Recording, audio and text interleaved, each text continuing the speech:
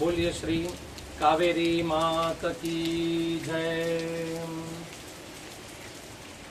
भगवती જે કાવેરી નદી છે તેનું ઉદ્ગમ સ્થાન અને અહીંયા આપ જે આ નદી જોઈ રહ્યા છો અહીંયા ત્રિવેણી સંગમ છે। કાવેરી, સુજ્યોતિ અને કનકે આ ત્રણ નદીઓનું સંગમ થાય અને ત્યારે ત્રિવેણી આ તીર્થ કહેવાય છે। આ જીવનમાં પણ આ જે ત્રણ વસ્તુ છે એનું મહત્વ છે, જ્ઞાન, કર્મ અને ભક્તિ। એક ઉદાહરણથી સમજીએ કે એક વ્યક્તિ છે તે નદી કિનારે હોય અને તે નદીને જોતો હોય તો ધીસ ઇઝ અ રિવર, આ થઈ ગયું કર્મ, ધેટ ઇઝ અ રિવર, આ થઈ ગયું ભક્તિ, અને આઈ એમ અ રિવર, હું જ નદી છું, આ જે અનુભૂતિ છે એ જ્ઞાન થઈ ગયું।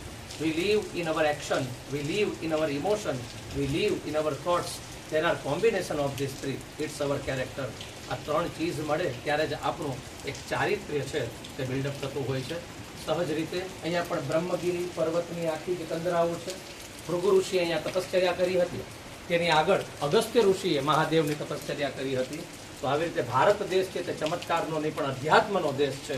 આવી રીતે એક અધ્યાત્મની પણ સુગંધ થાય। અમારી સાથે મારા મિત્રો પણ છે, અભિષેકભાઈ પંડ્યા, વ્યાસ નિકુંજ અને નિધિ દવે જે કેમેરાગ્રાફર છે। તો આપ સૌને હર હર મહાદેવ।